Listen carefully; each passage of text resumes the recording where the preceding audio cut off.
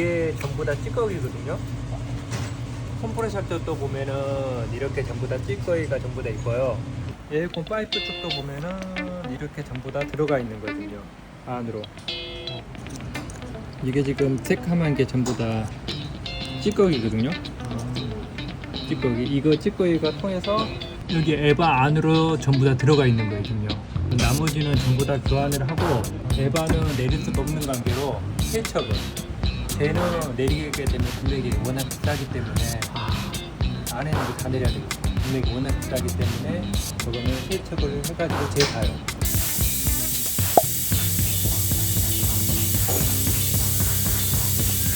안녕하세요. 차산우 차 대표입니다.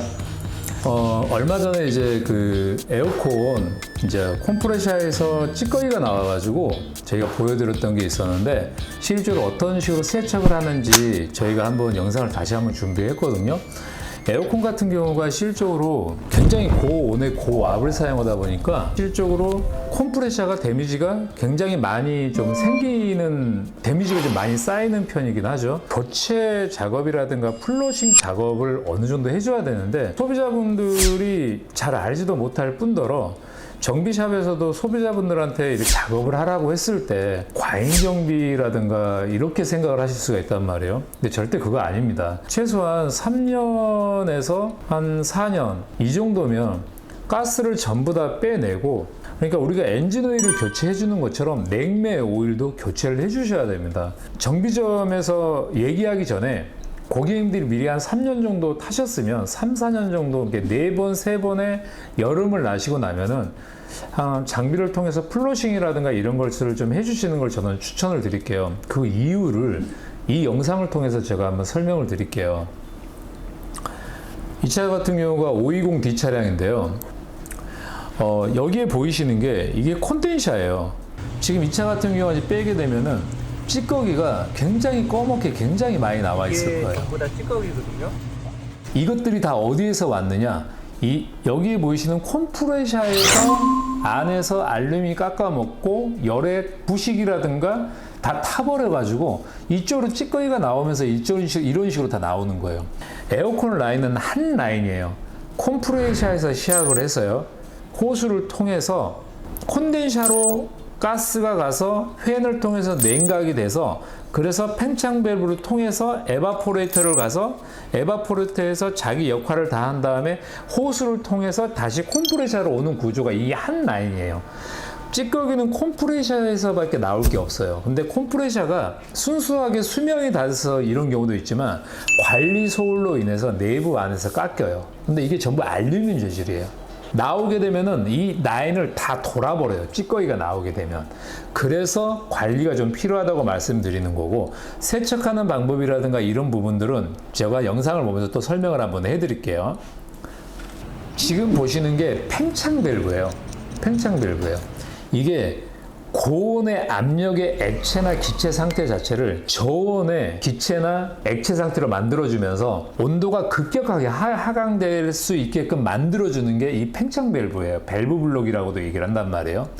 여기까지는 전부 다 찌꺼기 다 막혀버려요. 근데 이게 세척을 해서 안 되는 경우도 있어요. 구멍이 굉장히 적어요. 근데 그게 막혀버리면은 에어컨 자체가 자기 역할을 하지를 못해요. 그래서 세척을 해서 뚫어지지 않으면은 교체를 해야 되는 부분이에요. 다행스럽게 잘 됐어요.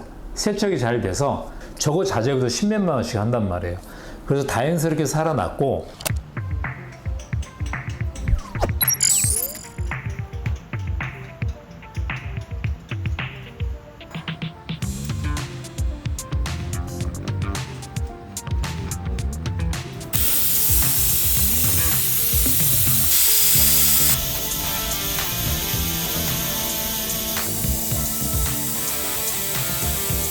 이런 부분 같은 경우는 실제로 한 번에 세척이 안 되는 경우가 되게 많아요. 좀 불렸다가 하고 이러는데, 일반적으로 솔벤 계열로 작업을 하기도 하지만 저희가 쓰는 세척액은 뭐냐면 부는 순간 냉각이 어마어마하게 돼버려요. 그래서 허옇게 가루가 나와요. 잔여물이 남지가 않아요.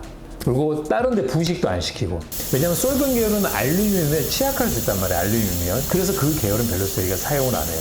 그래서 전용 세척액을 사용을 하고요.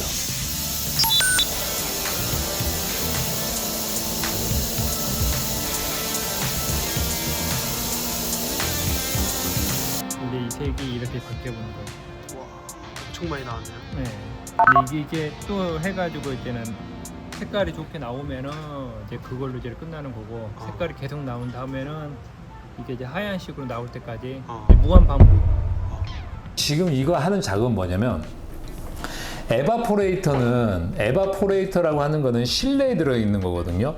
고객님들 집에 있는 보이는 게 에바포레이터라고 생각하시면 돼요. 지금 그것을 청소하는 건데 자동차는 에바포레이터가 이 크로스패드 안에가 들어있어요. 그러니까 그것을 분해해서 작업을 하려면 이 크로스패드를 다 내려야 돼요. 공임이 한 100만 원이 넘게 들어가요. BMW 같은 경우는. 그렇게 작업을 할 수가 없기 때문에 이쪽으로 압을 쏘아 붙여서 이제 푹푹 품으면서 이렇게 전부 다 나오게 만드는 거예요. 근데 이 차 같은 경우는 한 번에 안 됐었어요. 왜냐하면 너무 많이 찌꺼기가 너무 많이 나왔어요.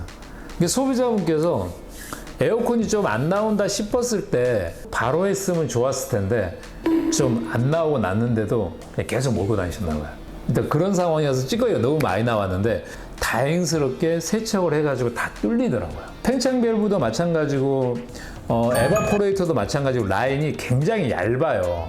나오는 라인이. 그렇기 때문에 안 뚫리는 경우도 되게 많아요. 이게 다행스럽게 이렇게 해서 뚫렸는데 이걸 한 번에 했느냐? 한 번에 하는 게 아니고 2번, 3번 해서 뚫은 거예요.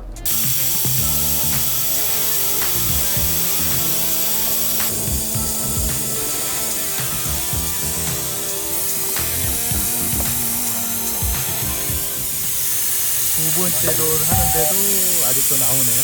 많이 나오네요.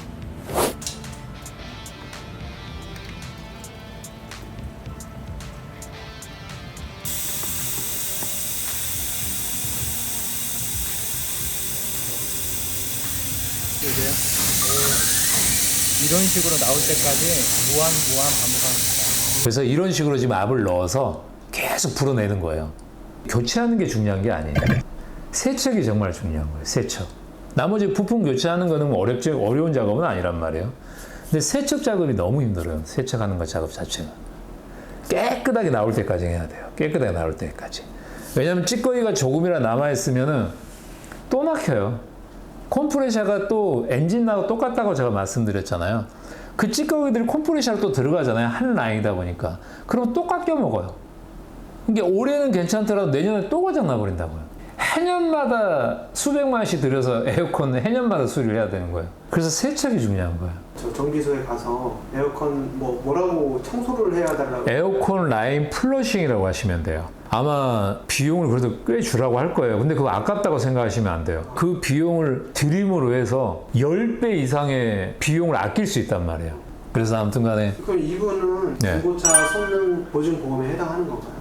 안 되죠. 아, 성능 보험에. 네, 성능 보증에 에어컨은 전혀 되는 게 없습니다. 한국에 하나도 없어요. 예. 그러면 예를 들어 중고차를 사는데 이 차량이 에어컨 상태가 안 좋다 그러면 그거 감안해서 금액을 뭐 딜러하고 얘기를 협의를 하셔야죠. 무조건 에어컨 라인 작동 시켜보셔야 돼요. 그렇지 않으면 이런 피해를 보실 수 있어요. 그리고 여름에는 히터를 틀어봐야 되고요. 그러네. 예, 왜냐면 그게 작동되는지 안 되는지 무조건 확인을 해보셔야 됩니다. 중고차를 구매를 하셨다면 올해 좀 시원하다 싶잖아요. 그럼 내년 정도에 한 번씩 해주시는 거. 그리고 3년, 4년 주기에 한 번씩. 이 플러싱을 하는 이유는 가스 때문에 하는 게 아니에요. 냉동류 때문에 하는 거예요. 아무튼 이번에 뭐 에어컨 이거 가지고 궁금하신 분들이 댓글을 좀 달아주시기도 하셨더라고요. 관리하는데 중고차 구입하셔가지고 관리하는데 좀 도움이 되셨으면 좋겠고 에어컨은 성능 보증이 안 되기 때문에 그래서 저희가 이 영상을 준비했거든요. 에어컨을 꼭 확인해 보시는 것을 추천드려서 이런 피해를 받지 않으셨으면 좋겠고 관리하는 방법은 3년에 한 번 정도 냉매 오일을 교체한다는 개념으로 에어컨을 플러싱 해주셨으면 좋을 것 같습니다. 감사합니다.